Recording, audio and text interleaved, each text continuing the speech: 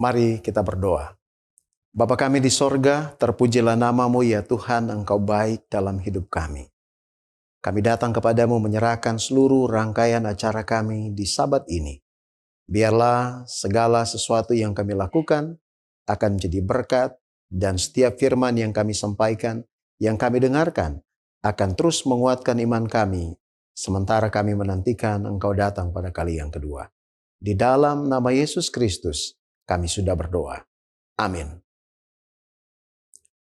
Saudaraku yang dikasihi Tuhan, Mazmur 128 adalah sebuah mazmur yang ditulis khusus untuk rumah tangga.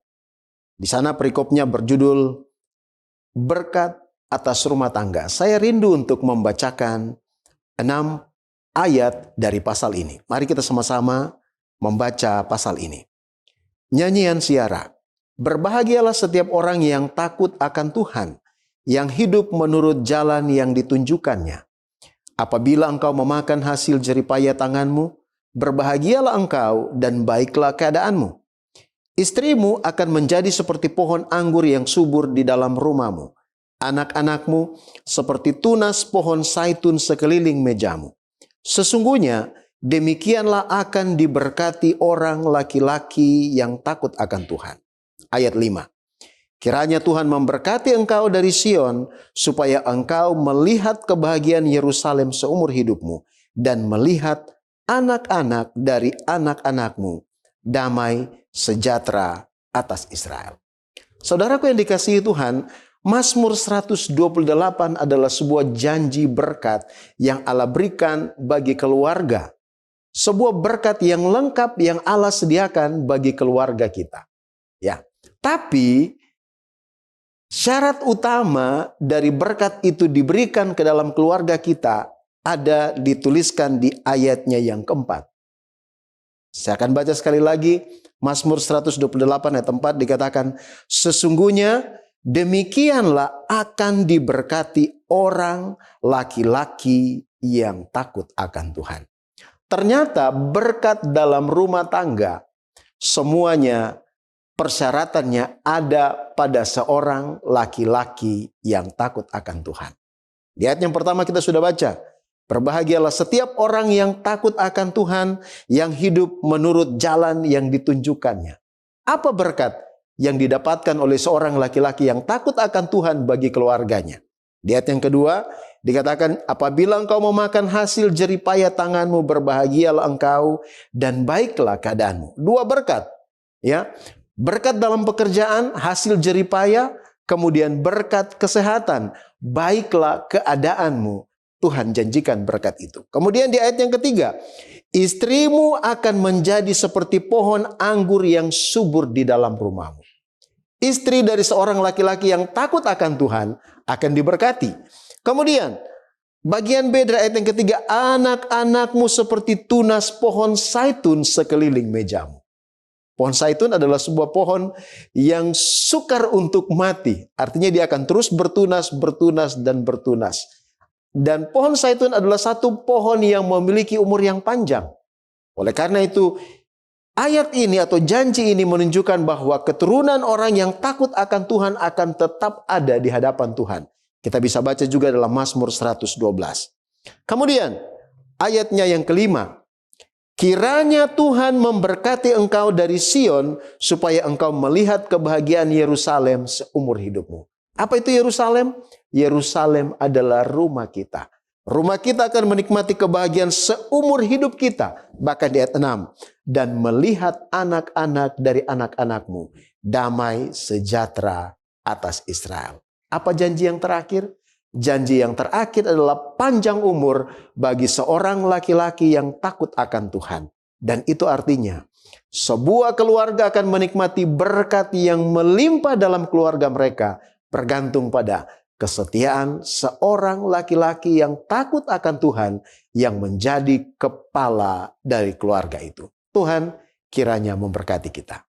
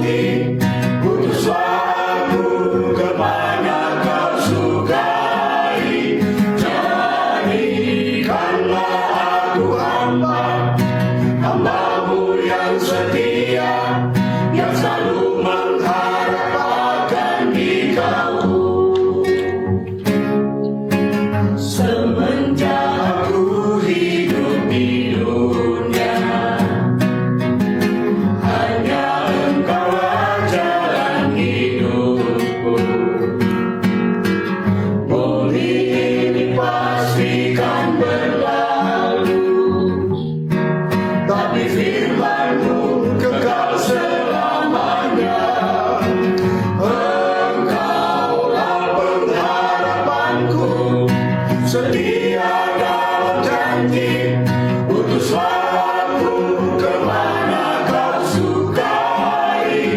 Jadikanlah aku hamba-Mu yang setia, yang selalu mengharap akan Dikau. Engkaulah pengharapanku, setia dalam janji. Utuslah aku kemana Kau sukai. Jadikanlah aku hamba-Mu yang setia, yang selalu mengharap akan Dikau. Engkaulah pengharapanku. Shalom, puji Tuhan kita boleh jumpa kembali lagi dalam program pendalaman Alkitab melalui pelajaran Sekolah Sabat bersama dengan kami Cornelius Media. Kita sudah tiba di pelajaran yang ke-8 dengan tema menghidupkan hukum. Kami terus menghimbau, mari kita dengan setia mempelajari pelajaran Sekolah Sabat kita masing-masing sebelum mengikuti program ini. Saya Pendeta Edward Taliwongso bersama dengan Pendeta Felix Gosal dan Pendeta Widodo Purwanto akan sama-sama menolong dalam pendalaman Alkitab pada kesempatan ini. Sebelum kita belajar, mari kita tunduk kepala dan kita berdoa. Bapa Tuhan kami Allah yang Maha Baik, terima kasih Tuhan untuk kasih setiamu, terima kasih untuk pertolonganmu. Saat ini kami rindu sekali lagi meminta pertolongan Allah Roh Kudus, manakala kami akan membaca merenungkan firman-Mu. Bukalah hati dan pikiran kami. Di dalam nama Yesus Kristus kami sudah berdoa. Amin. Sekali lagi ada 4 bagian dalam program ini. Yang pertama kita melihat dasar Alkitabiah. Yang kedua kita mencoba menggali makna dari ayat hafalan. Yang ketiga pokok pikiran yang muncul dari pelajaran hari per hari. Dan di bagian akhir kita tiba kepada aplikasi. Mari kita lihat dasar Alkitabiah dalam alur tematik. Allah memberikan hukum-hukum sosial yang praktis untuk menegakkan keadilan, melindungi hak, dan menjaga martabat manusia menurut Keluaran 21 ayat 1-32. Nah, dalam hukum-hukum moral, sosial, dan keagamaan termasuk juga perlindungan kepada orang yang lemah dan perintah untuk hari raya, perayaan ibadah. Di sini umat dipanggil hidup dalam keadilan, belas kasihan, dan setia kepadanya menurut Keluaran 22 ayat 16 dan 23-33. Kuasa Allah itu terlihat ketika Ia sendiri membela umatnya, mengalahkan musuh yang kuat demi menyatakan bahwa kemenangan sejati hanya berasal dari Dia saja.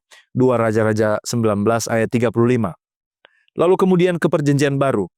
Yesus mengajarkan standar yang lebih tinggi, yaitu hukum kasih. Bukan membalas kejahatan, melainkan mengasihi bahkan musuh, sebagaimana Bapa mengasihi semua orang, menurut Matius 5 ayat 38-48. Oleh karena itu, orang percaya tidak boleh membalas dendam, melainkan menyerahkan pembalasan hanya kepada Allah yang adil, Roma 12 ayat 19. Pada akhirnya, Yesus akan datang dalam kemuliaan untuk memberi upah kepada setiap orang sesuai dengan perbuatannya. Matius 16 ayat 27. Sekarang mari kita lihat pengertian judul menghidupkan hukum. Apa makna menghidupkan hukum? Hukum mana yang dimaksudkan dalam konteks pelajaran Sekolah Sabat ini? Lalu, siapa yang dituntut untuk menghidupkannya? Kemudian, bagaimana proses hingga hukum ini bisa dihidupkan? Apa dampak yang diharapkan jika seandainya umat Israel menurut hukum-hukum ini? Dan pertanyaan terakhir di bagian pendahuluan adalah, apakah hukum-hukum kuno ini masih relevan di zaman modern ini? Mari kita lihat satu demi satu. Pengertian judul menghidupkan hukum. Judul ini menekankan bahwa hukum Allah bukan sekedar teks tertulis, melainkan harus dijalani secara nyata dalam kehidupan umatnya. Menghidupkan hukum berarti menjadikan hukum itu prinsip hidup sehari-hari, sehingga Hukum Allah tidak hanya menjadi sesuatu yang huruf mati di atas loh batu atau di dalam gulungan kitab, tetapi tampak dalam tindakan, dalam sikap, dan juga dalam hubungan antara umat dengan Allah dan juga dengan sesama. Pertanyaan selanjutnya, hukum yang mana yang dimaksud dalam konteks pelajaran ini? Hukum yang dimaksud adalah Dekalog, yaitu 10 janji atau 10 perintah Allah di dalam Keluaran 20 ayat 1-17. Tetapi ada juga yang ditambahkan, yaitu yang kita sebut Kode Perjanjian atau Hukum Perjanjian, Keluaran 20 ayat 22 sampai 23 ayat 33. Yang kedua itu adalah penerapan praktis dari prinsip Dekalog dalam kehidupan sosial, keadilan, ibadah, dan juga kemasyarakatan bangsa Israel. Jadi, bukan hanya hukum moral dalam arti yang sempit, melainkan keseluruhan tata hidup yang mencerminkan karakter Allah, yaitu kasih, keadilan, belas kasihan, dan juga kekudusan. Siapa yang dituntut untuk menghidupkan hukum itu? Jawabannya adalah seluruh umat Israel, mulai dari hakim, imam, orang tua, hingga setiap anggota bangsa ini. Keluaran 24 ayat 3 dan ayat 7. Lalu kemudian, pada zaman Perjanjian Baru, panggilan ini diperluas kepada semua orang percaya sebagai umat perjanjian Allah yang baru. 1 Petrus 2 ayat 9 dan Matius 5 ayat 17-19. Muncul pertanyaan, bagaimana proses hingga bisa menghidupkan hukum itu? Minimal ada beberapa tahapan.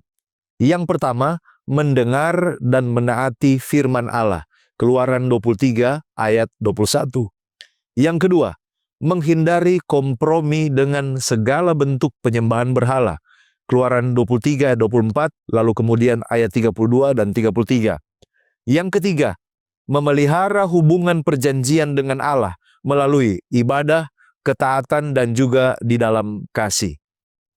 Dalam terang Injil, proses ini hanya dimungkinkan oleh kuasa Roh Kudus yang menuliskan hukum Allah itu di dalam hati kita manusia, menurut Yeremia 31 ayat 33 dan Roma 8 ayat 4. Pertanyaan selanjutnya, apa dampak yang diharapkan sekiranya umat Israel menurut semua hukum-hukum ini? Yang pertama, akan tercipta kehidupan sosial yang adil, damai, dan berbelas kasihan. Keluaran 22 ayat 21-27. Yang kedua, mereka akan terlindung dari bahaya, dari penyakit, dan juga dari serangan musuh. Yang kemudian ketiga, akan terjadi berkat dan hadirat Allah yang nyata di tengah-tengah umat. Keluaran 20 ayat 24. Dan yang terakhir, Israel akan menjadi kesaksian yang hidup tentang Allah yang benar di hadapan bangsa-bangsa lain. Ulangan 4 ayat 6-8. Apakah hukum-hukum kuno ini masih relevan di zaman modern sekarang ini? Jawabannya adalah ya. Mengapa? Karena prinsipnya adalah universal dan abadi. Kasih kepada Allah dan sesama. Matius 22 ayat 37-40. Meskipun harus kita akui bahwa ada hukum-hukum ini yang dalam bentuk kasuistik, misalnya aturan tentang budak atau tentang hukum ganti rugi, tetapi ini terkait dengan konteks teokratis Israel. Prinsip moralnya, keadilannya, dan belas kasihannya masih tetap berlaku bagi umat Allah sampai sekarang ini. Dan perlu kita ingat, di dalam Yesus Kristus, hukum itu dipenuhi. Matius 5 ayat 17. Hukum itu digenapi dalam kehidupan orang percaya. Bukan dengan sistem hukuman teokratis di zaman Israel, tetapi dengan hukum kasih yang menghidupkan hukum itu. Ellen White dalam Signs of the Times 11 Februari 1897 mengomentari poin ini ketika dia katakan, karena lemah akibat dosa, kita tidak mampu mematuhi hukum Allah dengan kekuatan sendiri. Tetapi Kristus datang ke dunia ini untuk memulihkan citra moral Allah dalam diri manusia dan membawa mereka kembali dari jalan ketidaktaatan ke jalan ketaatan. Dan mereka yang menerimanya sebagai juru selamat pribadi, mereka akan bertumbuh dalam kasih karunia, dan dengan kekuatannya mereka akan mampu menaati hukum Allah. Kita tiba pada ayat hafalan Keluaran pasal 20 ayat 22-23. Lalu berfirmanlah Tuhan kepada Musa, beginilah kau katakan kepada orang Israel, kamu sendiri telah menyaksikan bahwa aku berbicara dengan kamu dari langit. Janganlah kamu membuat di sampingku ala perak, juga ala emas, janganlah kamu buat bagimu. Mari kita lihat apa latar belakang dari nats ini. Nah, saudara, Keluaran pasal 20 ini mencatat pemberian 10 perintah atau dekalog oleh Tuhan kepada bangsa Israel di Gunung Sinai atau Gunung Horeb. Nah, ayat 22-23 ini berada tepat setelah dekalog itu disampaikan. Nah, ayat-ayat ini bersifat penjelasan atau pengantar dari Tuhan kepada Musa yang kemudian nanti disampaikan kepada rakyat. Ayat 22 dan 23 di sini berfungsi sebagai prolog atau pendahuluan untuk kitab perjanjian atau The Book of Covenant. Di dalam Seventh-day Adventist Bible Commentary, jilid 1 halaman 608 dikatakan, dengan ayat ini dimulailah kitab perjanjian yang ditutup dengan pasal 23. Nah, selain menjadi transisi dari dekalog ke hukum-hukum khusus, ayat-ayat ini juga menekankan pentingnya penyembahan yang benar, terutama dalam konteks budaya Timur dekat kuno yang penuh dengan patung dan dewa-dewa dari logam. Nah, mari kita lihat apa makna dari frase atau kalimat yang mengatakan, kamu sendiri telah menyaksikan bahwa aku berbicara dengan kamu dari langit. Nah, mari kita lihat bagaimana gambaran bangsa Israel menyaksikan Tuhan berbicara. Apakah Tuhan berbicara kepada mereka secara langsung? Nah, saudaraku yang terkasih, frase ini menegaskan bahwa kehadiran nyata atau frase ini menegaskan bahwa di sana ada kehadiran yang nyata dan juga otoritas yang langsung dari Tuhan pada saat dekalog itu disampaikan kepada bangsa. Allah tidak hanya menyampaikan perintah melalui nabi, tetapi di sini dia berbicara secara langsung kepada seluruh orang-orang Israel dari langit. Dan ini adalah pengalaman teofani atau penampakan Allah yang unik di dalam sejarah Israel. Di dalam Ulangan pasal 4 ayat 11-12, 40 tahun kemudian ditulislah seperti begini, bagaimana pengalaman yang mereka hadapi pada saat mereka ada di Sinai. Lalu kamu mendekat dan berdiri di kaki gunung itu, sedang gunung itu menyala sampai ke pusar langit dalam gelap gulita, awan dan kegelapan. Lalu berfirmanlah Tuhan kepadamu dari tengah-tengah api, suara kata-kata kamu dengar, tetapi suatu rupa tidak kamu lihat, hanya ada suara. Jadi begitulah gambaran ketika Tuhan menyampaikan 10 hukum kepada bangsa ini. Mereka mendengarnya langsung daripada Tuhan, tetapi hanya suara, mereka tidak melihat penampakan. Nah, John Walton di dalam Ancient Near Eastern Thought and the Old Testament mengatakan bahwa peristiwa di Sinai dipahami sebagai peristiwa aktual dan nyata di mana Tuhan benar-benar hadir dan berkomunikasi. Nah, selanjutnya mari kita lihat apa makna dari kalimat janganlah kamu membuat di sampingku ala perak dan juga ala emas. Mengapa hanya hukum ini yang ditekankan di dalam nats ini? Nah, saudara, bangsa-bangsa sekitar, bisa dikatakan mereka adalah Mesir, Kanaan, dan juga Babylon, mereka menggunakan patung emas, patung perak sebagai representasi dewa-dewa mereka. Nah, oleh karena itu, emas dan perak ini adalah logam mulia yang melambangkan kemuliaan dan juga kuasa. Membuat ala emas adalah cara untuk menyewa atau menyembah dewa pada saat itu. Nah, Tuhan baru saja menyatakan dirinya tanpa ada gambar, dan dia berbicara dari langit tetapi tidak kelihatan. Oleh karena itu, membuat gambar Tuhan adalah penyangkalan terhadap cara Tuhan itu menyatakan dirinya di Gunung Sinai.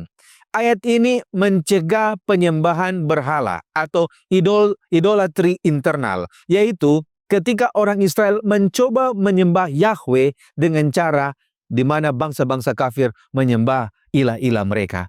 Oleh karena itu, kalau kita membaca di ayat selanjutnya, Tuhan memberikan perintah penting, yaitu pada saat mereka akan membuat mezbah, buatlah itu dari tanah, dan jika itu dibuat dari batu, jangan dipahat. Ini semua agar bangsa tidak tergoda untuk membuat patung pahatan seperti yang ada di sekitar mereka. Ini adalah peringatan dini terhadap peristiwa yang akan terjadi setelah itu, yaitu peristiwa anak lembu emas yang dicatat di dalam Keluaran pasal 32 yang terjadi hanya beberapa pasal kemudian setelah Tuhan memberikan dekalog kepada bangsa Israel. Di dalam Seventh Day Adventist Bible Commentary jilid 1 halaman 608 di sana dikatakan, pengulangan larangan perintah kedua ini dapat dijelaskan oleh maraknya penyembahan berhala pada masa itu. Betapa kuatnya tekanan penyembahan berhala ini ditunjukkan oleh fakta bahwa ketika orang-orang mengira Musa telah meninggalkan mereka, mereka segera membuat anak lembu emas untuk diri mereka sendiri. Tetapi atau namun, Allah adalah roh. Agar mereka tidak menyembahnya melalui representasi materi, dia tetap tidak terlihat saat dia berbicara dari awan di Gunung Sinai. Sekarang kita masuk kepada pokok pembahasan kode etik perjanjian. Dalam konteks sekolah Sabat pelajaran hari Minggu, apa yang dimaksud dengan kode etik perjanjian dan mengapa harus ada kode etik perjanjian? Secara umum, kode etik perjanjian merupakan seperangkat aturan, prinsip, atau pedoman yang mengatur perilaku individu atau kelompok dalam suatu organisasi tertentu atau masyarakat mengenai perjanjian yang dimaksud. Nah, dalam konteks kitab Keluaran yang diangkat dalam pelajaran sekolah Sabat, The Code of the Covenant, demikian subjudulnya dalam bahasa Inggris, merujuk pada misfatim, yang secara literal diterjemahkan judgments, ordinances, rules, laws, or regulations, atau ketetapan, undang-undang, aturan hukum, atau ketentuan-ketentuan yang mencerminkan keadilan, kekudusan, dan harapan relasional Allah bagi umatnya. Nah, Code of the Covenant ini menurut pelajaran hari Minggu adalah hukum atau peraturan tambahan yang diberikan Allah melalui Musa.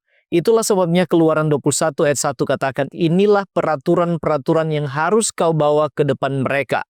Nah, peraturan-peraturan ini ditulis dalam gulungan dan disebut sebagai kitab perjanjian dalam Keluaran 24 ayat yang ke-7. Andrews Bible Commentary halaman 222 menjelaskan bahwa aturan-aturan ini sebenarnya adalah perluasan praktis dari penerapan 10 hukum dalam kehidupan sehari-hari bangsa Israel, untuk mana Allah berurusan dengan masalah-masalah yang kemungkinan besar dihadapi oleh umatnya saat itu. Mengapa harus ada kode etik perjanjian? Alfa Omega jilid 1 halaman 364 menjelaskan bahwa pikiran rakyat itu yang telah digelapkan dan dirusak oleh perbudakan dan kekafiran tidak bersedia untuk menghargai dengan sepenuhnya akan prinsip-prinsip 10 hukum yang mencakup ruang lingkup yang amat luas itu.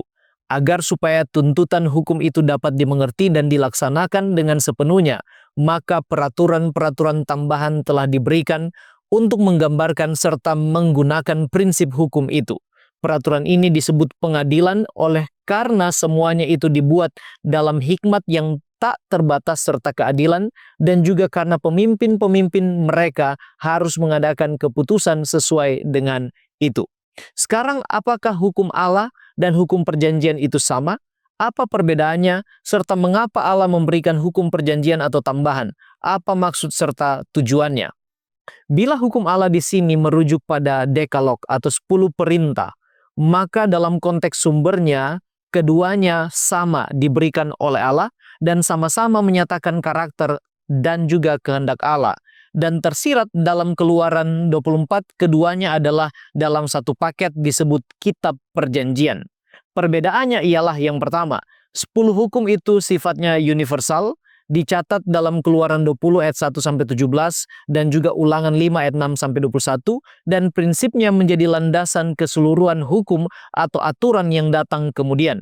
Sementara The Code of the Covenant dicatat lebih spesifik dalam Keluaran 20 ayat 22 sampai 23 ayat 33 dan sifatnya lebih kepada perincian aturan atau hukum yang mengatur kehidupan sehari-hari bangsa Israel saat itu, yaitu Israel kuno.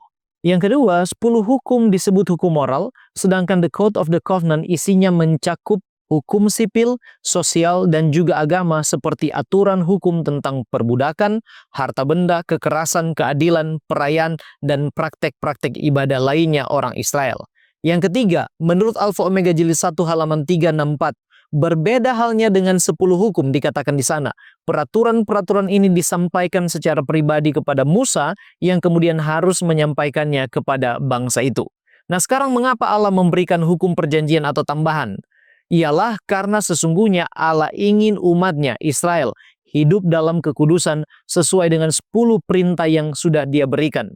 Sebelum itu diberikan, Allah kepada Musa, Keluaran 20 ayat 20 katakan, tetapi Musa berkata kepada bangsa itu, janganlah takut sebab Allah telah datang dengan maksud untuk mencoba kamu dan dengan maksud supaya takut akan Dia ada padamu, agar kamu jangan berbuat dosa. Dengan kata lain, Allah ingin melalui hukum tambahan ini menguji iman percaya dan penurutan bangsa Israel dan untuk mereka boleh hidup dalam takut akan Dia serta tidak berbuat dosa. Tujuan dan maksud umumnya adalah untuk menyatakan karakter dan kehendak Allah. Andrews Bible Commentary halaman 222 sekali lagi katakan bahwa hukum-hukum ini menyajikan perspektif Allah kepada bangsa Israel yang baru itu tentang berbagai isu seperti kesucian hidup, pernikahan, hari-hari suci peringatan, sabat, dan hak-hak pribadi. Melalui hukum-hukum ini, Allah menciptakan tatanan sosial dan agama dalam perjanjian, satu tatanan yang jika diikuti akan menghasilkan masyarakat yang adil dengan anggotanya hidup damai dengan Allah dan sesama. Sekarang mengapa praktek perbudakan sepertinya diperbolehkan atau diizinkan di kalangan orang Ibrani saat itu? Bukankah hal ini bertentangan dengan sifat hukum Allah? Bagaimana dengan prinsip-prinsip yang mengaturnya? Apakah sama dengan praktek perbudakan modern yang kejam? Perbudakan di zaman Israel kuno ini terjadi karena beberapa alasan seperti karena hutang, tawanan perang, atau menjual diri karena kemiskinan.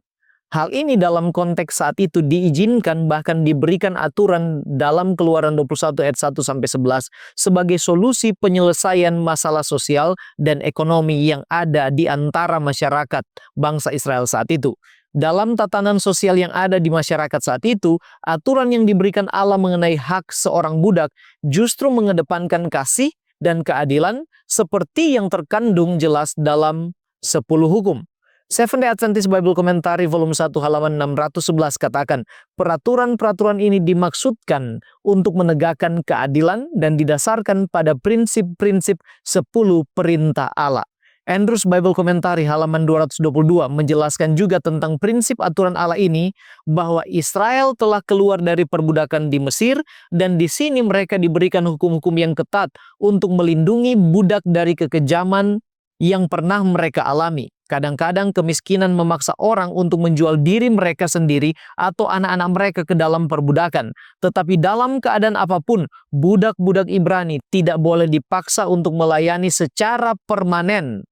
Melawan kehendak mereka, mereka harus dibebaskan setelah 6 tahun di ayat yang kedua, Keluaran pasal 21. Hanya jika para budak ini ingin terus melayani Tuhan mereka, mereka diizinkan untuk melakukannya seperti di ayat 5 dan 6. Hak-hak yang diberikan kepada para budak dalam keadaan ini melindungi mereka dari ketidakadilan. Hal ini jauh berbeda dari praktek kejam dan bengis perbudakan di abad pertengahan yang merupakan bisnis perdagangan manusia yang melibatkan penangkapan, pemaksaan, perampasan, penjajahan, dan juga penyiksaan. Para budak saat itu tidak dijamin haknya, bahkan tidak memiliki hak bagi diri dan hidupnya sendiri, juga bagi kaum keluarga dan keturunan mereka. Status mereka sebagai budak itu berlaku seumur hidup dan berlanjut kepada keturunan mereka. Manusia dipandang sebagai barang milik, bukan manusia lagi. Mereka dieksploitasi terus-menerus. Sementara aturan tentang budak Ibrani ini justru menjamin hak para budak dan memastikan keadilan bagi mereka. Mereka masih dianggap bagian dari komunitas Israel, dihargai dan dilindungi, dan pada tahun yang ke-7 mereka harus dibebaskan kembali menurut Keluaran 21 ayat yang kedua. Sekarang apakah orang Kristen saat ini boleh menjalankan praktek perbudakan di zaman ini? Jawabannya, tidak ada pembenaran moral, etis, atau teologis bagi orang Kristen saat ini untuk melakukan perbudakan dalam bentuk apapun. Sebaliknya, orang Kristen dipanggil untuk membela keadilan, martabat, dan kebebasan setiap manusia. Galatia 3 ayat 27 dan 28 katakan, "Karena kamu semua yang dibaptis dalam Kristus telah mengenakan Kristus. Dalam hal ini tidak ada orang Yahudi atau orang Yunani, tidak ada hamba atau orang merdeka, tidak ada laki-laki atau perempuan, karena kamu semua adalah satu di dalam Kristus Yesus." Hal ini sesuai dengan teologi doktrin yang ke-19 tentang hukum Allah yang intisarinya ialah kasih. Kasih kepada Allah dan kepada sesama manusia. Nyonya White sendiri dalam konteks perang sipil dan praktek perbudakan di Amerika Serikat saat itu menyebut perbudakan itu sebagai dosa. Testimonies for the Church volume 1 halaman 264. Kemudian di halaman 201 dan 202 dia menyimpulkan bahwa manusia tidak berhak untuk mengambil karya ciptaan Allah ke dalam tangannya sendiri dan mengklaimnya sebagai miliknya sendiri. Sebab Allah sendirilah Tuan yang berhak atas semua ciptaannya termasuk saya dan saudara. Baik, terima kasih pendeta. Sekarang kita membahas tema lebih banyak hukum. Yang pertama perlu kita jelaskan dulu makna dari judul ini lebih banyak hukum. Nah, judul ini menunjuk pada kenyataan bahwa setelah Allah memberikan 10 hukum di Keluaran 20, Dia juga memberikan peraturan-peraturan tambahan yang lebih spesifik. Ini ada di Keluaran 21 sampai 23. Jadi, lebih banyak hukum bukan berarti hukum Allah bertambah-tambah tanpa batas, tetapi ini mengandung beberapa arti. Yang pertama, di sini ada penjabaran dari prinsip hukum moral. Jadi 10 hukum adalah dasar, sementara hukum sosial, hukum perdata, hukum ibadah, ini adalah aplikasi praktis dari prinsip-prinsip itu di dalam kehidupan sehari-hari. Yang kedua, ini berarti ada pendidikan karakter bagi umat. Hukum-hukum tambahan ini menolong Israel yang masih buta terhadap kebenaran yang baru keluar dari Mesir untuk belajar hidup sebagai umat yang kudus, bukan sebagai bangsa yang liar tanpa aturan, menurut Ulangan 4 ayat 5-8. Dan yang ketiga, melalui tambahan yang spesifik ini, dimensi kasih dan keadilan Allah dinyatakan. Lebih banyak hukum mengajarkan bahwa kasih Allah bukan hanya ide yang abstrak, tetapi diwujudkan dalam peraturan yang detail yang melindungi hak, melindungi martabat, dan kesejahteraan manusia. Beberapa contoh kasus yang diatur dalam hukum-hukum Allah, seperti apa saja? Contohnya, seperti kasus sapi jantan menyerang sapi jantan milik tetangga, atau contohnya mengatur tentang pencurian hewan peliharaan yang kemudian dijual, hewan yang merumput di ladang atau kebun orang lain, tentang barang pinjaman yang hilang atau dicuri, tentang hewan sewaan yang terluka atau mati.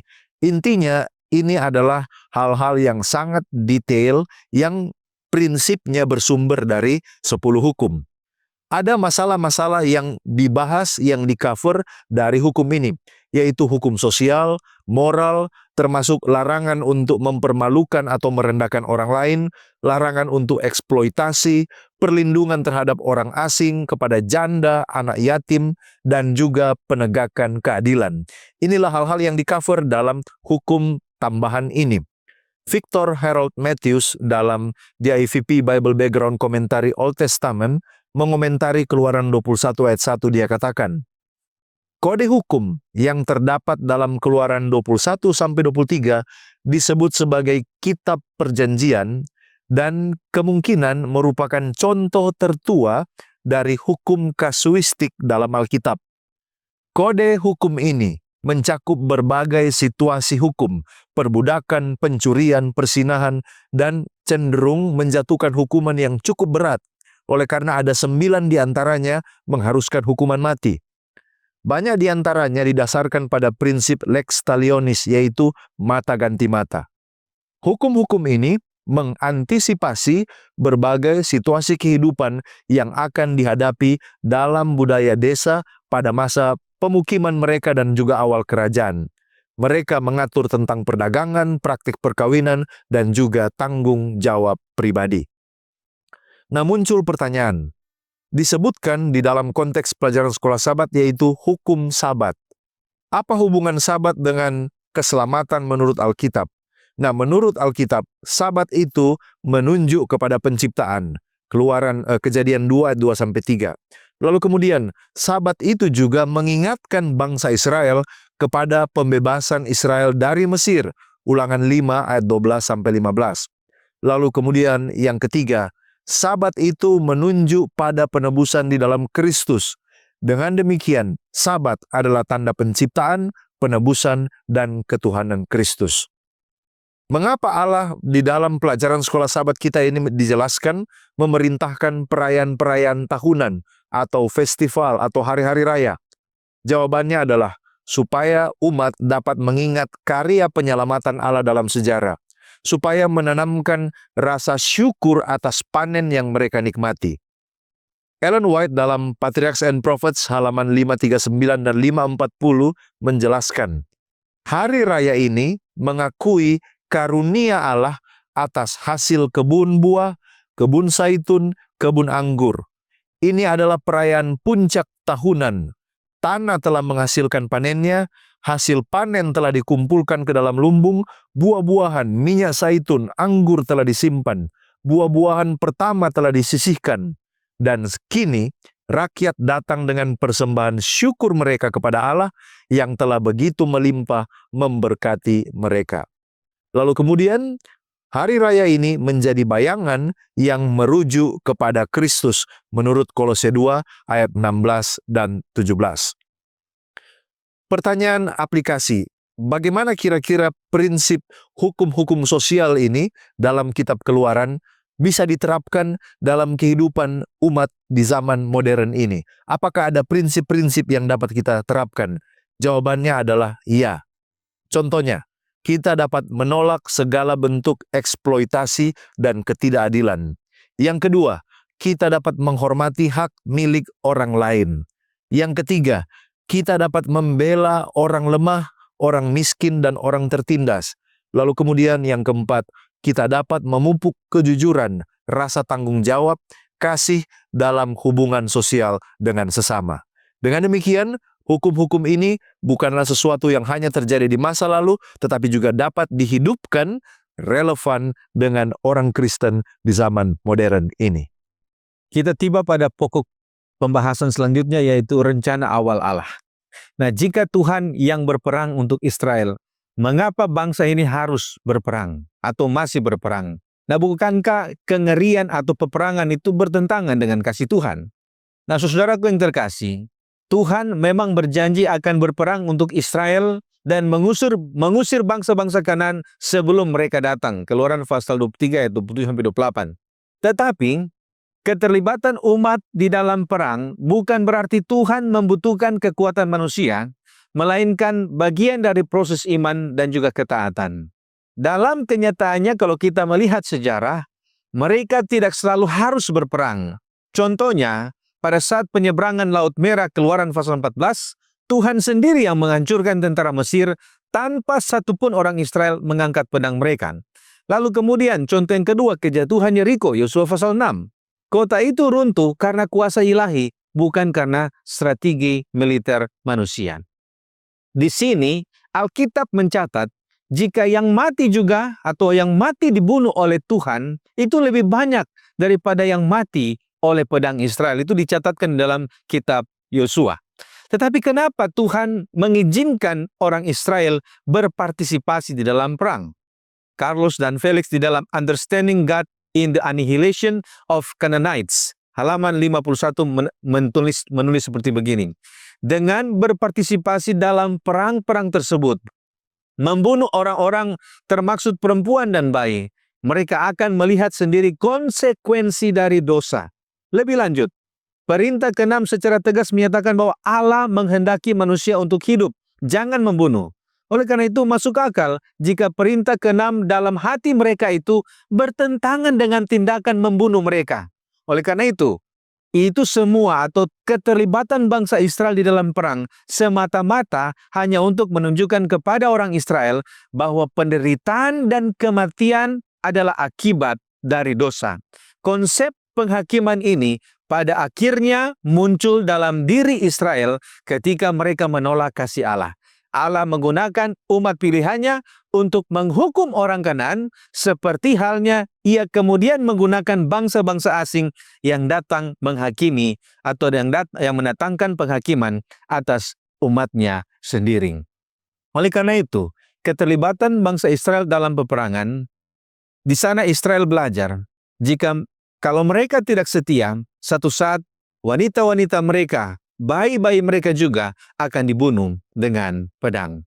Nah, kalau begitu, mengapa Tuhan menunda memberikan tanah perjanjian hingga 400 tahun? Bukankah semakin menunda, maka kejahatan semakin bertambah? Nah, saudara, Tuhan menunda pemberian tanah perjanjian bukan karena ketidakmampuan atau ketidaksabaran Allah, melainkan karena kasih dan keadilannya. Penundaan ini adalah periode rahmat yang Tuhan berikan kepada bangsa-bangsa Kanaan pada kurun waktu 400 tahun supaya mereka dapat bertobat dari semua dosa-dosa mereka. Ini adalah sebuah informasi yang menunjukkan jika Tuhan itu memiliki panjang sabar yang luar biasa. Penundaan ini artinya bahwa Tuhan memberikan kesempatan kepada bangsa Kanaan untuk melakukan pertobatan. Gordon Wenham di dalam Word Biblical Commentary mengatakan, penundaan ini bukan karena kelemahan ilahi, melainkan karena belas kasihan ilahi. Allah itu sabar, tidak menghendaki seorang pun binasa. Dalam 2 Petrus 3 ayat 9. Tetapi ketika keadilan dituntut, ia akan bertindak. Nah, kalau begitu, apa relevansi kisah peperangan dan tanah perjanjian bagi kehidupan rohani kita saat ini? Nah, saudara, kisah konflik peperangan dan juga pemberian tanah perjanjian bukan hanya sekedar sejarah kuno, tetapi ini adalah gambaran rohani yang dalam tentang kehidupan orang percaya pada hari ini. Peperangan yang sama juga sementara kita hadapi di dalam perjuangan rohani melawan dosa dan kekuasaan kegelapan. Peperangan ini harus kita hadapi dalam perjalanan kita menuju tanah perjanjian surgawi. Umat harus berperang, tetapi kemenangan datang dari Tuhan. Kita tidak berperang dalam kekuatan kita sendiri, tetapi di dalam iman dan juga ketaatan kita. Kita datang pada pokok pembahasan mata ganti mata. Apa yang dimaksud dengan mata ganti mata dan mengapa ada peraturan atau hukum seperti itu dari Allah? Ungkapan mata ganti mata dalam Keluaran 21 ayat 24 memang sering disalahpahami seolah-olah Alkitab mendorong balas dendam secara harfiah atau literal. Tapi jika dilihat dalam konteks aslinya, maknanya jauh lebih dalam dan adil karena konteksnya adalah the Code of the Covenant yang merupakan kumpulan aturan dan hukum sipil serta pidana bagi bangsa Israel saat itu. Mata ganti mata dikenal termasuk dalam lex talionis, yaitu hukum pembalasan menurut bahasa Latin. Aturan ini tujuan awalnya ialah untuk menentang balas dendam pribadi dan menjamin keadilan, serta menghentikan perseteruan darah atau balas dendam tanpa investigasi terlebih dahulu. Intinya, tidak boleh main hakim sendiri, dan keadilan harus ditegakkan, tetapi harus sesuai dengan hukum Allah. Itulah sebabnya Andrews Bible Commentary halaman 223 menjelaskan bahwa prinsip yang terkandung di dalamnya adalah bahwa hukuman atas luka yang ditimbulkan pada seseorang atau hewan harus sebanding dengan kerusakan yang ditimbulkan. Pembalasan yang seringkali memperburuk situasi dan menyebabkan lebih banyak kerusakan itu dilarang. Sekarang bagaimana hukum ini dijalankan pada zaman ini? Apakah ada yang salah dalam penafsiran orang Yahudi mengenai hukum ini? Serta mengapa hal itu terjadi? Walaupun secara tekstual terdengar literal, mata ganti mata, dalam prakteknya tidak selalu dijalankan secara fisik. Berdasarkan tradisi Yahudi Rabbinik, sejak masa Talmud, hukum ini lebih banyak diterapkan dalam bentuk kompensasi finansial. Contoh dari literatur Rabbinik Talmud, Baba Kama 84a, salah satu traktat dalam Talmud. Mata ganti mata berarti ganti rugi berdasarkan nilai kerugian akibat cedera fisik seperti nilai kerusakan tubuh, biaya pengobatan, kehilangan penghasilan, rasa sakit, serta aib atau malu yang ditimbulkannya. Jadi, bila seseorang membuat orang lain buta satu matanya, maka ia tidak dicabut matanya, tetapi harus membayar ganti rugi sesuai dengan nilai kerusakan yang ditimbulkan. Nah, penafsiran yang salah tentang hukum ini biasanya datang dari golongan Farisi atau Saduki yang terlalu legalistik dan sempit melihat hukum ini bukan berdasarkan prinsip rohani dan kasih. Mengapa demikian? Karena para pemimpin agama pada zaman Yesus lebih fokus pada aturan daripada nilai keadilan dan belas kasihan yang mendasari hukum itu. Seventh-day Adventist Bible Commentary volume 1 halaman 615 katakan, jika penafsiran literal hukum ini dipaksakan pada zaman Tuhan Yesus, hal itu pasti dilakukan oleh orang-orang Saduki dan golongan sejenisnya. Karena mereka menolak untuk menafsirkan hukum itu secara rohani. Dan tidak ada kebaikan yang akan tercapai dengan menuntut secara harfiah mata ganti mata. Hal itu akan berarti kerugian besar bagi individu yang melakukan kerusakan, tanpa sedikit pun membawa manfaat bagi yang dirugikan. Persyaratan yang terus-menerus untuk ganti rugi sangat berbeda dengan keinginan yang membara untuk balas dendam. Sekarang bagaimana Yesus menafsirkan prinsip mata ganti mata, gigi ganti gigi, dan apa maknanya serta pelajaran bagi kita saat ini? Yesus yang merupakan sang pemberi hukum itu kepada Musa mengatakan, dalam Matius 5 ayat 38, 39, 43, dan 44. Kamu telah mendengar firman, mata ganti mata dan gigi ganti gigi. Tetapi aku berkata kepadamu, janganlah kamu melawan orang yang berbuat jahat kepadamu, melainkan siapapun yang menampar pipi kananmu, berilah juga kepadanya pipi kirimu. Kamu telah mendengar firman, kasihilah sesamamu manusia dan bencilah musuhmu. Tetapi aku berkata kepadamu, kasihilah musuhmu dan berdoalah bagi mereka yang menganiaya kamu. Andrews Study Bible halaman 1240 katakan bahwa Yesus menolak untuk balas dendam dengan kekerasan. Sebaliknya, ia menekankan prinsip kasih yang mengampuni. Dan sebagai orang Kristen, saudaraku, kita perlu mengikuti teladannya, tidak membalas kejahatan dengan kejahatan, justru mengasihi musuh atau orang yang berbuat jahat terhadap kita. Dengan melakukan hal ini, menurut sumber yang sama, maka yang pertama, kita telah membuat orang yang berbuat jahat itu merasa malu atas perbuatan mereka yang jahat. Yang kedua, kita menjadi anak-anak Bapa kita yang di sorga, sempurna sebagaimana Dia adalah sempurna. Dan yang ketiga, kebenaran kita akan melebihi orang-orang Farisi dan para ahli Taurat Yahudi. Nah, dalam Roma 12 ayat 19-21 ada nasihat bagi kita mengenai pembalasan. Saudara-saudaraku yang kekasih, janganlah kamu sendiri menuntut pembalasan, tetapi berilah tempat kepada murka Allah, sebab ada tertulis, pembalasan itu adalah hakku. Akulah yang akan menuntut pembalasan, firman Tuhan. Tetapi jika seterumu lapar, berilah dia makan. Jika ia haus, berilah dia minum. Dengan berbuat demikian, kamu menumpukan bara api di atas kepalanya. Janganlah kamu kalah terhadap kejahatan, tetapi kalahkanlah kejahatan dengan kebaikan. Sekarang kita mencoba mengangkat tema tentang pembalasan. Apa janji dan perintah yang terdapat di dalam Roma 12 ayat 19, juga Ulangan 32 ayat 35, sehubungan dengan pembalasan dendam. Kalau kita baca, maka kita temukan bahwa janji dari dua ayat ini, Allah sendiri yang akan menuntut pembalasan atas ketidakadilan. Perintah yang disampaikan adalah umat tidak boleh membalas dendam sendiri. Hal ini menunjukkan bahwa keadilan akhir adalah hak Allah dan bukan kita manusia. Mengapa pembalasan tidak boleh menjadi hak pribadi kita manusia? Jawabannya oleh karena manusia mudah memutarbalikkan keadilan.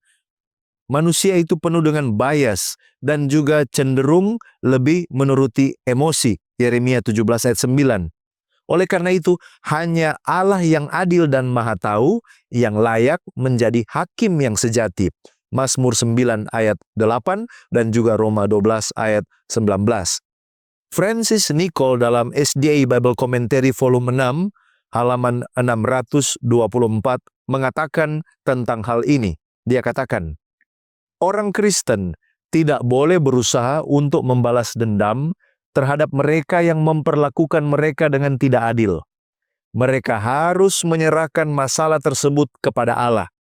Hanya Allah yang sempurna, yang Maha Tahu, Maha Kasih, yang dapat menghakimi dengan benar dan menghukum para pelaku kejahatan dengan adil. Pertanyaan untuk aplikasi bagi kita. Kira-kira dalam cara-cara yang praktis, bagaimana supaya kita dapat belajar untuk tidak membalas dan mengasihi bahkan orang yang memusuhi kita? Ada beberapa saran yang dapat kita lakukan. Yang pertama, berdoa bagi orang yang menyakiti kita. Matius 5 ayat 44. Yang kedua, kita menolak membalas dengan kejahatan, melainkan mari kita bergumul untuk membalas dengan kebaikan. Roma 12 ayat 20-21. Yang ketiga, mari kita berusaha untuk melatih pengampunan. Walaupun benar, ini pasti akan terasa sangat sulit. Kolose 3 ayat 13. Dan kemudian, mari kita meneladani Kristus yang mendoakan orang-orang yang menyalibkan Dia. Menurut Lukas 23 ayat 34, Yesus katakan, ampuni mereka oleh karena mereka tidak tahu apa yang mereka lakukan. Ellen White dalam The Ministry of Healing halaman 486 memberikan nasihat praktis yang sangat baik. Dia katakan, jika kata-kata yang tidak sabar diucapkan kepadamu, jangan pernah membalas dengan cara yang sama. Ingatlah bahwa jawaban yang lemah lembut menenangkan amarah menurut Amsal 15 ayat 1. Dan ada kekuatan yang luar biasa di dalam keheningan. Kata-kata yang diucapkan sebagai balasan kepada orang yang marah kadang-kadang hanya memperburuk keadaan. Tetapi amarah yang dihadapi dengan keheningan dalam semangat yang lembut dan sabar cepat mereda. Di bawah badai kata-kata pedas dan kritikan, tetaplah fokus pada firman Allah. Biarlah pikiran dan hati dipenuhi dengan janji-janji Allah. Jika Anda diperlakukan dengan buruk atau dituduh secara tidak adil, daripada menjawab dengan marah, mari ulangi dalam hati janji-janji yang berharga. Janganlah kamu dikalahkan oleh kejahatan, tetapi kalahkanlah kejahatan dengan kebaikan. Roma 12 ayat 21. Kita tiba pada pendalaman. Jika Tuhan itu baik, mengapa Ia mengizinkan penderitaan? Dan bagaimana kita mengimani penderitaan yang kita hadapi itu adalah rencana Tuhan atau hukuman dari Tuhan? Nah, ada beberapa poin penting untuk kita pahami. Yang pertama, penderitaan bukan berasal daripada Tuhan, tetapi itu adalah akibat dari dosa dan kejatuhan manusia. Alkitab tidak mengajarkan bahwa Tuhan menyebabkan penderitaan secara langsung, tetapi Alkitab mengatakan bahwa Tuhan mengizinkan penderitaan untuk tujuan yang kudus di dalam dunia yang rusak oleh dosa. Kemudian yang kedua, tidak semua penderitaan adalah hukuman. Banyak orang menderita bukan karena dosa mereka sendiri, tetapi oleh karena dosa orang lain, karena ketidakadilan, atau karena dunia yang rusak ini. Nah, contohnya, saat murid-murid bertanya tentang orang buta sejak lahir, mereka katakan, siapakah yang berdosa? Orang ini atau orang tuanya sehingga dia dilahirkan buta? Dan Yesus menjawab, bukan dia yang berdosa, dan juga bukan orang tuanya, tetapi karena hendak dinyatakan perbuatan-perbuatan Allah di dalam dia. Oleh karena itu, penderitaan bukan selalu hukuman, tetapi itu juga adalah kesempatan untuk melihat kemuliaan Allah dinyatakan. Nah, yang ketiga, Tuhan menggunakan penderitaan untuk membentuk karakter, iman, dan juga bertumbuh di dalam Kristus. Penderitaan ini adalah alat pembentuk jiwa, sama seperti proses di mana emas yang dimurnikan oleh api. Kemudian yang keempat, penderitaan adalah panggilan untuk bertobat dan bertumbuh. Review and Herald, April 10, tahun 1894 mengatakan, dalam setiap penderitaan, Allah memiliki tujuan untuk bekerja demi kebaikan kita. Pemangkasan mungkin menyakitkan untuk sementara waktu, tetapi setelahnya menghasilkan buah kebenaran yang membawa damai. Jadi secara sederhana, penderitaan sebagai pembentukan karakter itu ditandai dengan yang pertama, penderitaan itu akan menguatkan iman kita. Penderitaan itu akan membawa pertumbuhan rohani dan mendewasakan kita. Yang ketiga, penderitaan itu menghasilkan buah karakter seperti ketekunan, pengharapan, dan kasih. Sementara, penderitaan sebagai hukuman itu cenderung menunjukkan adanya pelanggaran dan juga penyesalan serta panggilan untuk bertobat. Nah, selanjutnya, apa pengertian setiap duri yang melukai kaki kita telah melukai kakinya? Apa bukti bila Tuhan benar-benar memahami penderitaan kita? Nah, saudaraku yang terkasih, arti dari kalimat jika setiap duri yang melukai kaki kita telah melukai kakinya adalah bahwa Tuhan itu tidak jauh. Tuhan tidak jauh dan Dia turut merasakan penderitaan kita. Arti kalimat ini adalah Tuhan tidak hanya melihat penderitaan kita, tetapi Dia merasakan penderitaan kita secara pribadi. Ketika kita merasa terluka, ketika kita merasa dihianati, kita sakit atau kita kecewa, Tuhan itu peduli. Ibrani pasal 4 ayat 15, sebab imam besar yang kita punya bukanlah imam besar yang tidak dapat turut merasakan kelemahan-kelemahan kita. Sebaliknya, sama dengan kita, ia dicobai, hanya tidak berbuat dosa. Jadi ayat ini adalah bukti bahwa Tuhan memahami penderitaan kita.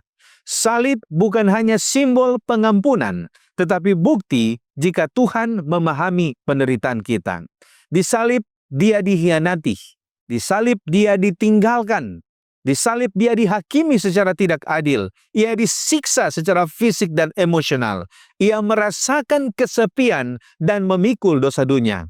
Oleh karena itu, inilah bukti setiap duri yang melukai kaki kita telah melukai kakinya. Review and Herald April tanggal 10 tahun 1894 mengatakan, Tuhan mengasihi dan peduli kepada makhluknya yang paling lemah. Dan kita tidak boleh menunjukkan sikap tidak hormat dengan meragukan kasih-Nya. Marilah kita memupuk iman yang hidup dengan mempercayainya di saat kegelapan dan pencobaan. Saudaraku, sebagai penutup dan aplikasi dari apa yang kita pelajari dan diskusikan bersama, apa saja tantangan dalam menghidupkan hukum dalam kehidupan kita saat ini dan bagaimana cara kita mengatasinya? Yang pertama, ada tantangan pengaruh-pengaruh negatif dunia. Ada begitu banyak pengaruh negatif di sekeliling kita melalui berbagai media yang bisa saja menghalangi kita dan menghilangkan kerinduan kita untuk menghidupkan hukum itu. 1 Yohanes 2 ayat 15-17, janganlah kamu mengasihi dunia dan apa yang ada di dalamnya.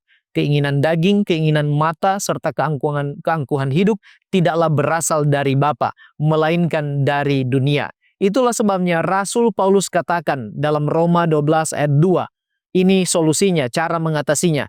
Janganlah kamu menjadi serupa dengan dunia ini, tetapi berubahlah oleh pembaharuan budimu, sehingga kamu dapat membedakan manakah kehendak Allah, apa yang baik, yang berkenan kepada Allah, dan yang sempurna. Tantangan yang kedua adalah pemahaman dan penafsiran yang salah tentang hukum. Pertama, ada paham legalistik yang memandang keselamatan dicapai melalui penurutan terhadap hukum, dan paham yang kedua adalah mereka yang melihat hukum tidak berlaku lagi karena sudah berada di perjanjian baru dan zaman kasih karunia. Dalam buku Reflecting Christ 274, pena inspirasi katakan, kita tidak memperoleh keselamatan melalui ketaatan kita, sebab keselamatan adalah anugerah secara cuma-cuma atau gratis dari Allah yang diterima melalui iman. Namun, ketaatan adalah buah dari iman. Secara langsung ditegaskan di sini bahwa penurutan tidak mengerjakan keselamatan, tetapi penurutan adalah hasil dari iman kita kepada Kristus. Yang ketiga, tantangan self-righteousness atau kebenaran diri sendiri melalui penurutan hukum.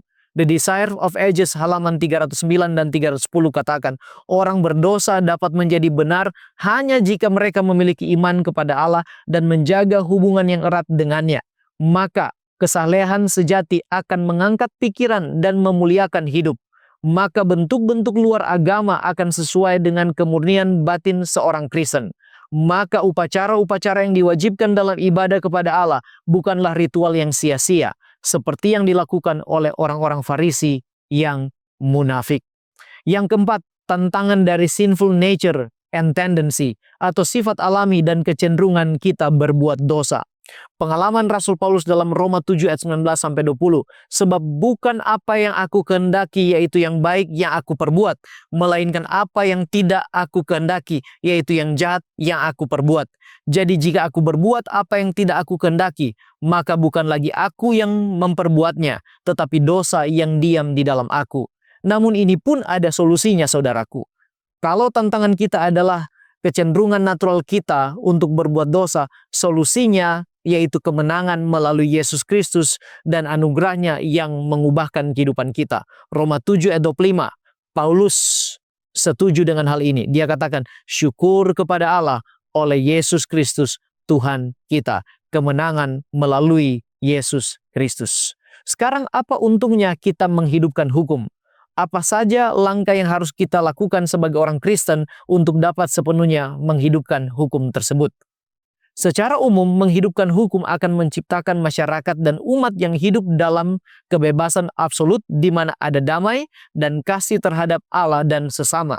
Nah, dalam kehidupan pribadi, menghidupkan hukum membawa kita selaras dengan gambar dan karakter Allah. Steps to Christ halaman 60 sampai 65 disimpulkan semakin kuat rasa kebutuhan kita mendorong kita kepadanya dan kepada firman Allah, semakin mulia pandangan kita tentang karakternya, dan semakin sempurna kita akan mencerminkan gambarnya. Tentu langkah untuk menghidupkan hukum ialah yang pertama, tekun mempelajarinya, merenungkannya siang dan malam di dalam kehidupan kita. Yang kedua, tekun meminta kuasa Allah melalui Roh Kudus supaya boleh memberi kesanggupan kepada kita menurutinya dalam doa-doa pribadi kita. Kuncinya, saudaraku, adalah iman. Pena Inspirasi katakan dalam Reflecting Christ halaman 274 bahwa imanlah yang menyanggupkan kita mengerjakan penurutan terhadap hukum. Jika kita tinggal di dalam Kristus, dikatakan di sana, jika kasih Allah tinggal di dalam kita, perasaan kita, pikiran kita, tujuan kita, dan tindakan kita akan selaras dengan kehendak Allah yang terungkap dalam perintah-perintah hukumnya yang kudus. Mari kita terus mempelajari firman-Nya, tekun berdoa supaya Dia akan menyanggupkan kita melalui kuasa Roh Kudus, kita mampu menghidupkan hukum dalam kehidupan kita sehari-hari. Mari kita tunduk kepala dan berdoa. Terpujilah nama-Mu ya Tuhan Allah kami, sebab Engkau baik. Engkau beri kami kesempatan untuk belajar dari kebenaran firman-Mu. Tuhan, kami membutuhkan kuasa-Mu sebab kami lemah dan tak berdaya. Kiranya Roh Kudus-Mu menyanggupkan kami memahami kebenaran ini dan mengerti kehendak-Mu dalam hidup kami, serta disanggupkan mempraktekannya di dalam kehidupan keseharian kami. Tuhan, ajarlah kami dan mampukan kami untuk menghidupkan hukum itu di dalam keseharian kami berjalan dengan Tuhan. Engkau berkati kami yang berdosa ini, serta ampuni kami dari dosa kami. Terpujilah Engkau dulu, sekarang, sampai selama-lamanya. Di dalam nama Yesus kami sudah berdoa. Haleluya. Amin.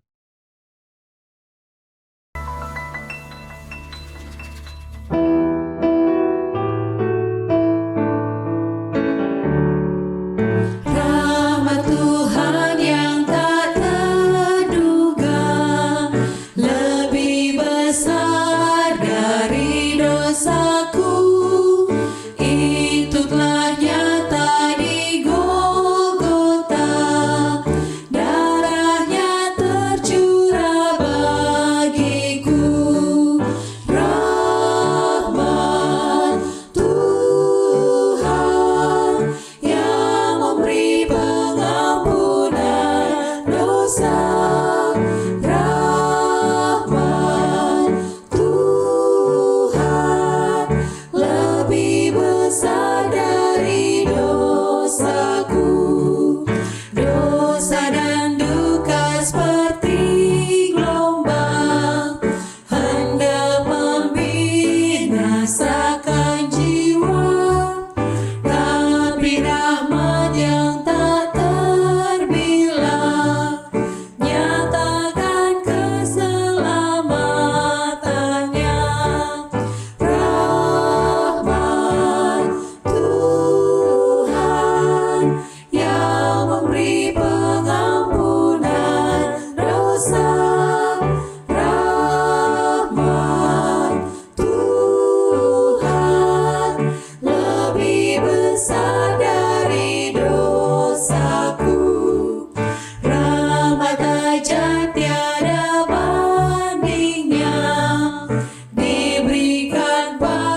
ada yang percaya.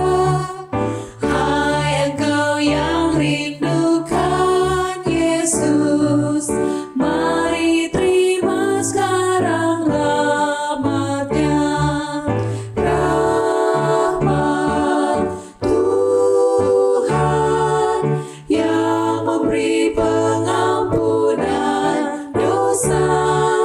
Rahmat Tuhan lebih besar dari dosaku. Bapak Ibu Saudara sekalian, saya mengajak kita semua untuk berdoa. Mari kita berdoa. Bapa di sorga, kami bersyukur oleh karena kesempatan yang luar biasa bagi kami untuk merenungkan nasihat firman-Mu.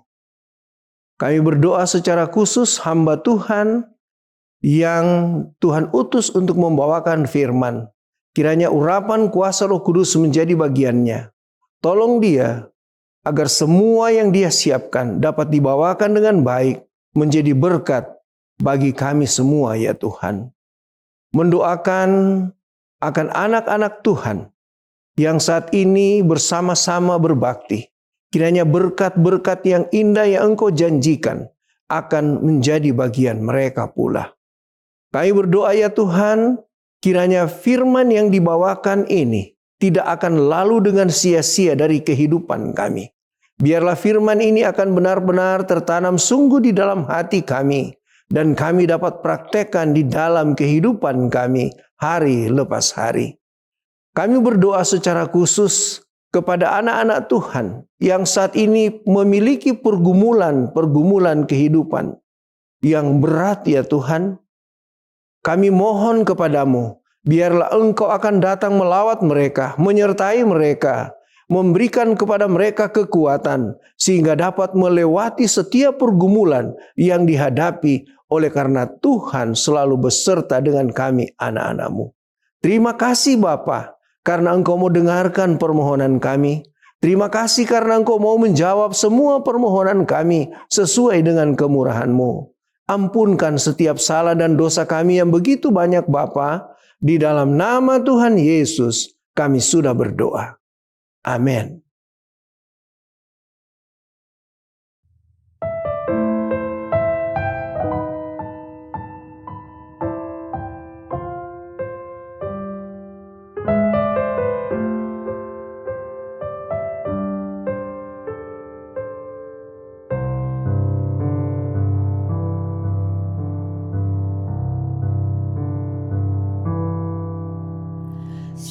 Tuhan yang baik.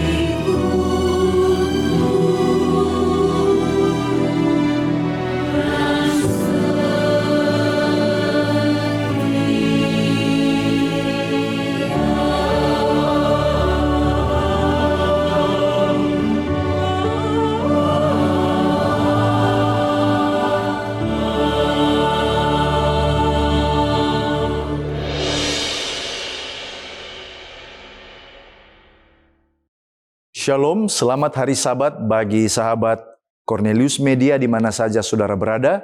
Saya percaya saudara dalam keadaan yang dipelihara dan diberkati oleh Tuhan. Puji Tuhan, kita boleh kembali mengambil kesempatan untuk beribadah dan inilah saatnya kita akan mendengarkan Tuhan berbicara melalui firman-Nya.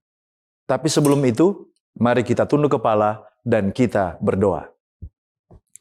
Bapa kami, Tuhan yang penuh kasih dan kebaikan, sekali lagi kami rindu untuk belajar dari firman-Mu. Bukalah hati dan pikiran kami, agar kami mengerti apa yang akan kami baca dan renungkan. Terpujilah nama-Mu, di dalam nama Yesus kami sudah berdoa. Amin. Saudara-saudara yang dikasihi oleh Tuhan Yesus, pernahkah Anda melihat seseorang yang tampaknya punya segala-galanya, rumah mewah, harta melimpah, status sosial yang tinggi. Namun pada akhirnya dia harus kehilangan semuanya yang paling berharga di dalam hidupnya. Pada hari Sabat ini, saya ingin berbicara tentang seseorang di dalam Alkitab yang mengalami hal tersebut. Ini adalah cerita tentang Lot dan keluarganya.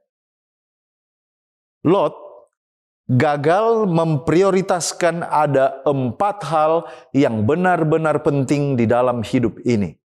Dan pelajaran ini sangat relevan bagi kita sebagai keluarga-keluarga Kristen di akhir zaman.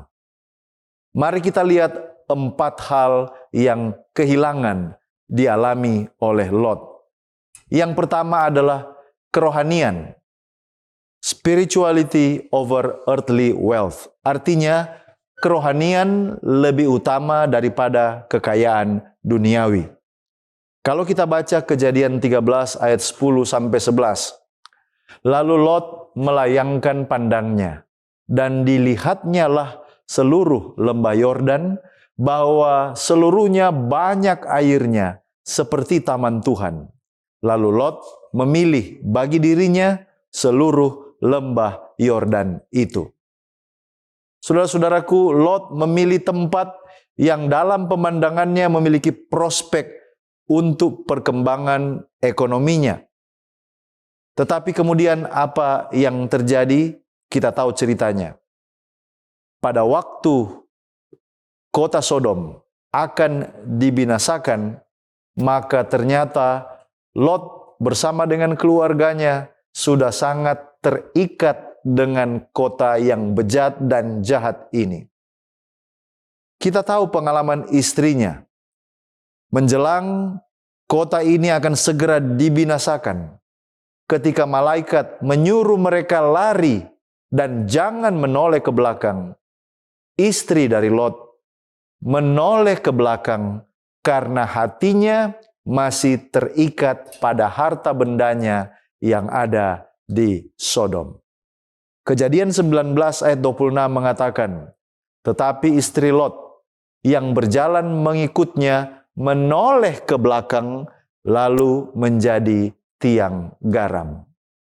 Seorang penulis Kristen dalam buku Patriarchs and Prophets halaman 133 mengatakan, terpesona dengan mimpi keuntungan duniawi, Lot mengabaikan kejahatan moral dan spiritual di sana.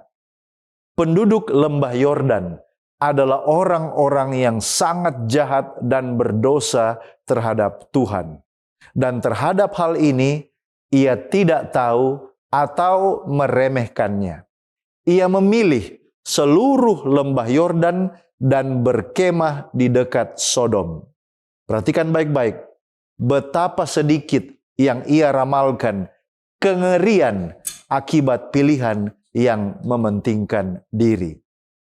Saudara-saudaraku, Lot melihat keuntungan ekonomi, tidak memperhitungkan kerugian rohani. Bagi Lot, mengapa dia memilih Sodom? Oleh karena di sana menjanjikan secara keuangan, ekonomi.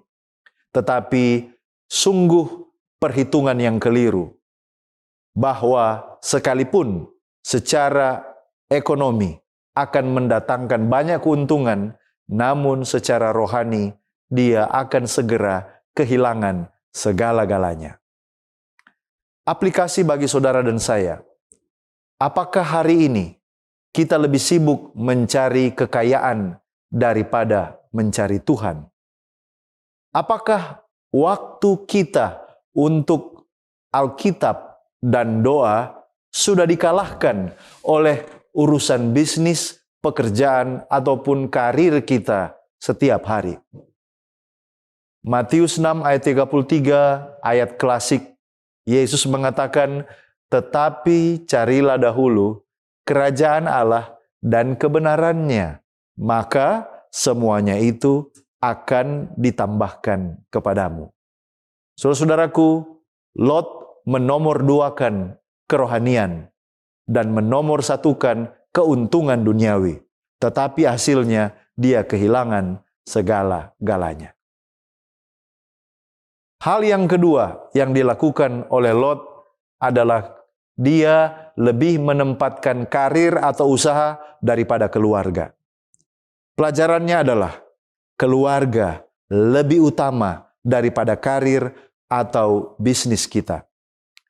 Kita tahu ceritanya bahwa Lot begitu sibuk beradaptasi di Sodom, tetapi dia gagal untuk membangun mesbah keluarganya.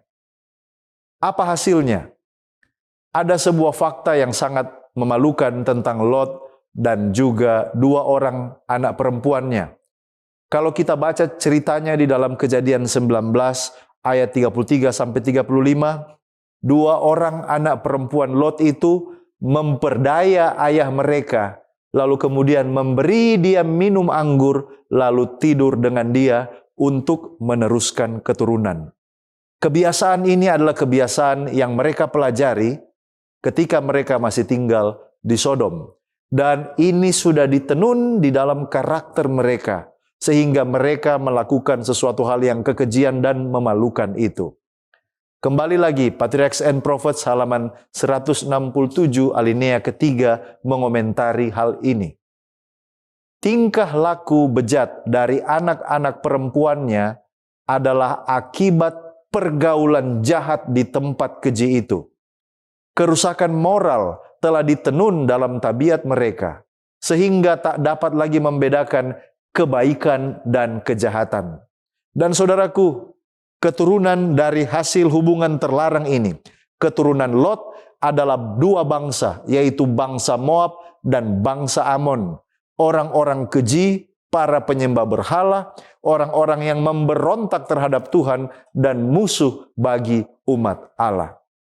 Jadi, sungguh tragis konsekuensi oleh karena Lot gagal memberikan pendidikan rohani bagi dua orang anak perempuannya. Sebuah keadaan yang sangat tragis. Apakah kita mengambil waktu untuk memperhatikan kesejahteraan rohani anak-anak kita, keluarga kita? Ada satu survei yang dilakukan di dalam gereja tentang bagaimana keadaan dari anggota gereja sehubungan dengan kerohanian.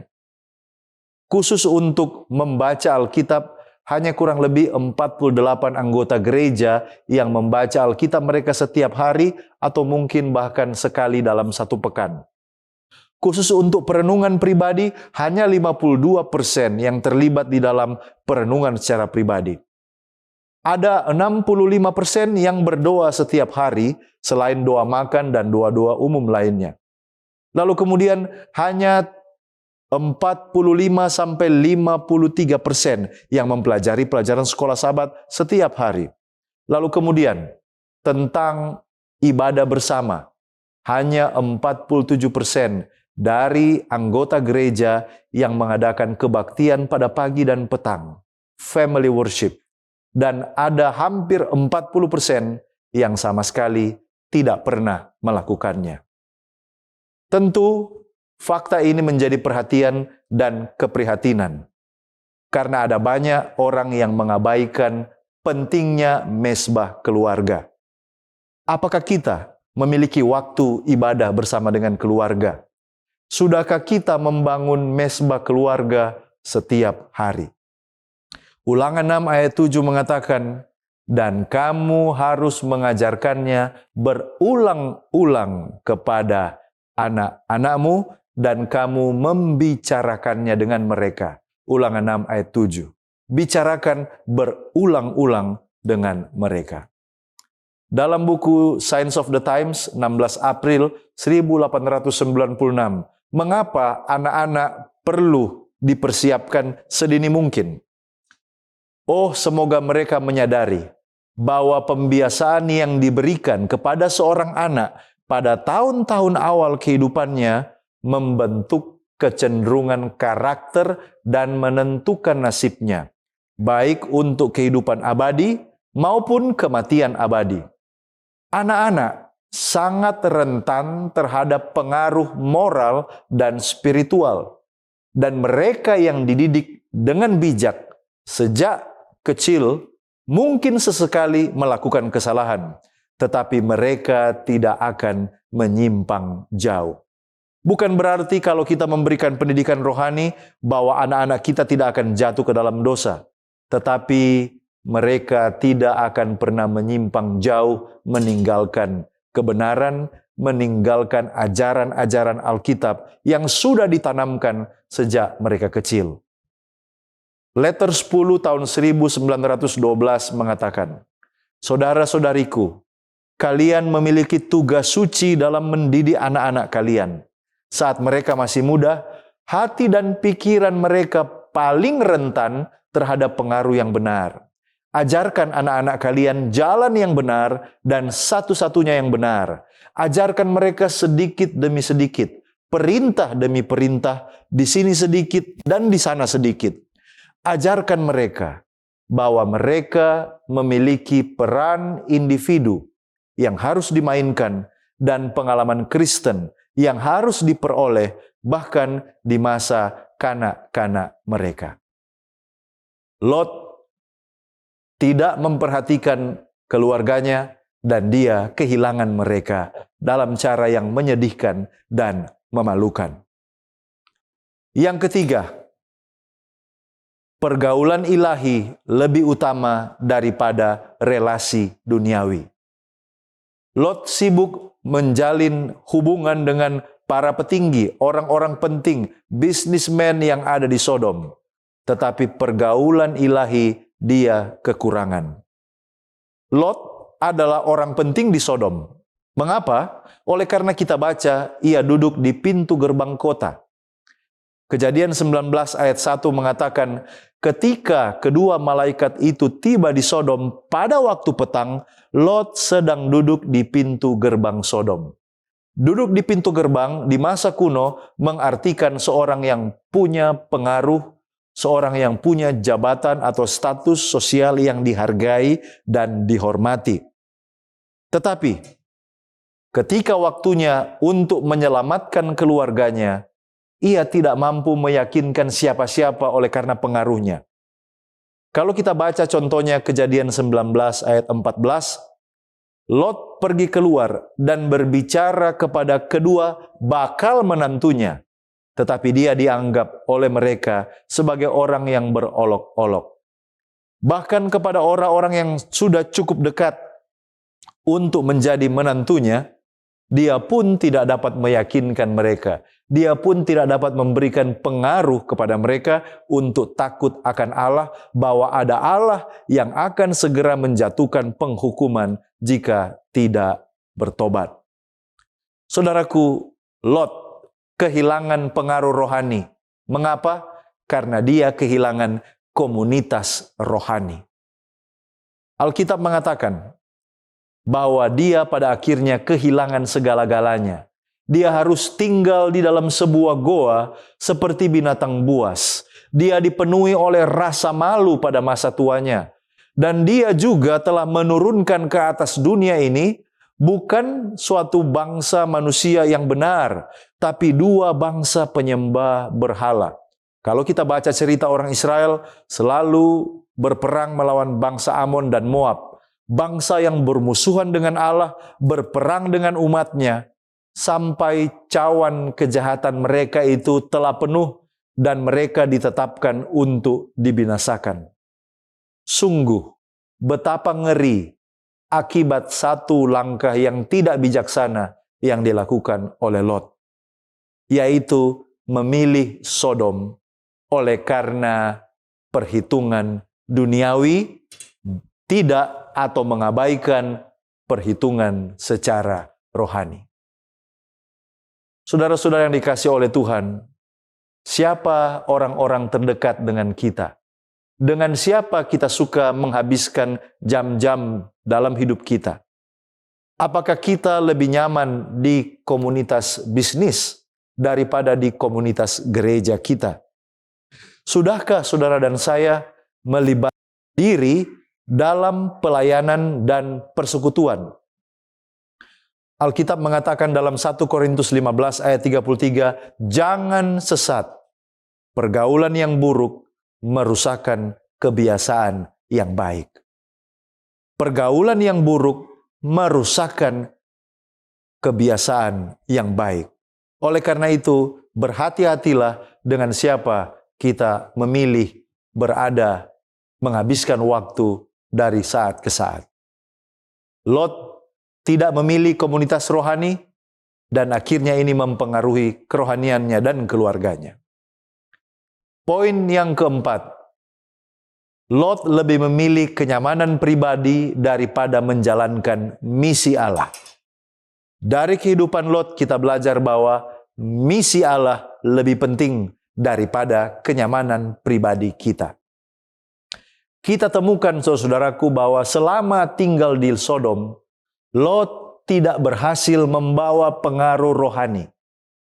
Anda masih ingat, ketika Tuhan hendak menghancurkan Sodom, Abraham meminta pengampunan sekiranya kalau boleh ada 10 orang benar.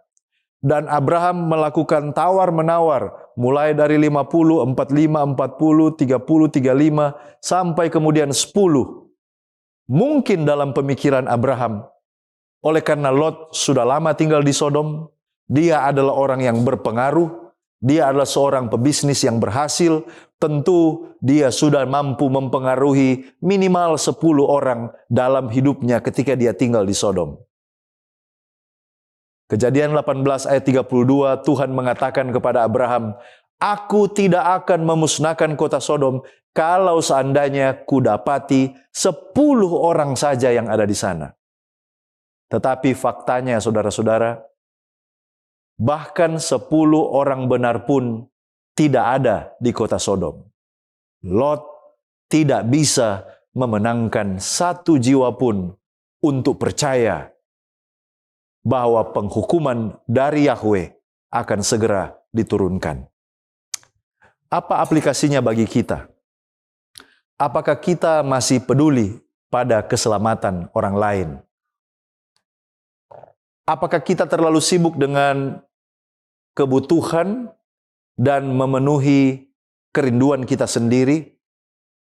Kita sibuk membangun kerajaan kita di dunia ini, tetapi kalau kita berdoa, kita katakan, datanglah kerajaan-Mu ya Tuhan Yesus. Sudahkah kita menjadikan rumah tangga kita sebagai pusat misi? Sudahkah kita menjadikan rumah tangga kita di mana orang boleh melihat Yesus dan kebenarannya? Lot mengabaikan hal itu. Yesus mengatakan sebuah perintah dalam Markus 16 ayat 15. Pergilah ke seluruh dunia, beritakanlah Injil kepada segala makhluk.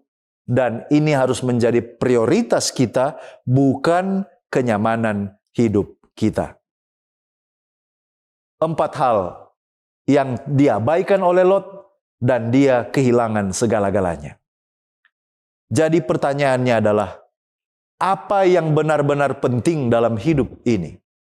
Saudaraku, Lot ingin segala-galanya, tempat yang terbaik, kekayaan, pengaruh sosial, tetapi faktanya ia kehilangan segala-galanya. Hartanya hangus, istrinya mati, anak-anaknya rusak secara moral, dan ia sendiri hidup dalam trauma dan aib. Yesus pernah bertanya, Markus 8 ayat 36, apa gunanya seorang memperoleh seluruh dunia, tetapi dia kehilangan nyawanya? Mari kita belajar dari Lot. Prioritaskan kerohanian lebih daripada kekayaan. Yang kedua, mari kita bangun keluarga lebih daripada karir. Yang ketiga, mari kita bijak memilih persekutuan. Teman-teman, sahabat, komunitas, pilihlah persekutuan yang saleh lebih daripada koneksi duniawi manapun. Lalu kemudian yang keempat, mari kita hidup dalam misi Allah dan bukan zona nyaman. Saudara-saudara yang dikasihi oleh Tuhan, apakah Anda bersedia mengambil langkah hari ini? Apakah Anda rindu untuk mendirikan mezbah keluarga Anda kembali, back to the altar? Apakah Anda rindu menjadwalkan waktu pribadi dengan Tuhan setiap hari? Apakah Anda rindu untuk kembali melayani dan bersekutu di gereja? Apakah saudara dan saya rindu untuk kembali menjadi terang di dalam lingkungan kita dan tidak hanya berdiam diri? Sehingga apabila Tuhan Yesus datang, kita sudah dan telah mempengaruhi sebanyak-banyaknya orang untuk dibawa ke dalam kerajaan sorga. Lot ingin segala-galanya, tapi dia kehilangan segala-galanya. Tetapi kabar baiknya, di dalam Yesus, apabila kita mengetahui apa yang sesungguhnya penting dalam hidup ini, dan lebih memilih apa yang sungguh-sungguh penting dalam hidup ini daripada hal-hal yang lain, maka di dalam Yesus, bersama dengan Yesus, dan hanya oleh karena apa yang telah Yesus lakukan, saudara dan saya akan memiliki segala-galanya yang kita rindukan, lebih baik dari apa yang ditawarkan oleh dunia ini. Saya bawa dalam nama Yesus. Amin. Mari kita tunduk kepala, kita berdoa. Bapa di sorga, kami mengucap syukur kepadamu ya Tuhan, oleh karena kami sekali lagi boleh dikuatkan lewat firman-Mu, mengajarkan kepada kami untuk melihat apa yang benar-benar penting di dalam hidup ini. Ampuni kami Tuhan, oleh karena seringkali kami memilih hal-hal yang sifatnya sementara daripada melihat hal-hal yang terpenting dan terutama, yaitu kerohanian, keluarga, persahabatan rohani, dan juga misi. Kiranya kami belajar dari hidup Lot, dan belajar dari kehidupannya, kami tidak akan kehilangan segala-galanya. Berkati sahabat Cornelius Media yang mengikuti ibadah ini, diberkati dalam kehidupan mereka secara pribadi dan keluarga. Berkati Cornelius Media, supaya boleh tetap menjadi wadah, sarana, jembatan untuk menjangkau yang belum terjangkau. Di dalam nama Yesus kami sudah berdoa. Haleluya. Amin.